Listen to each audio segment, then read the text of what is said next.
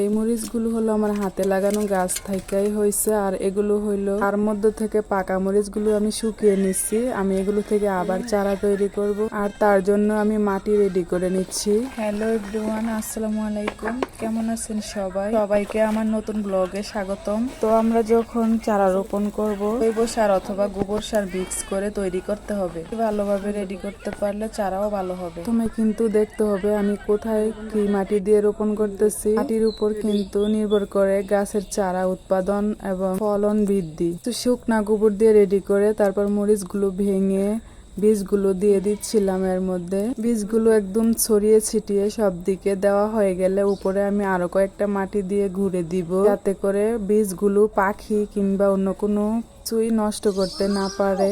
এখন আমার মাটি দিয়ে ঘুরে দেওয়া প্রায় শেষ। চারা গাছের বালতিটা আমি এক সাইডে রেখে দেব, বাচ্চারা বা হাঁস মুরগিতে নষ্ট করতে পারবে না।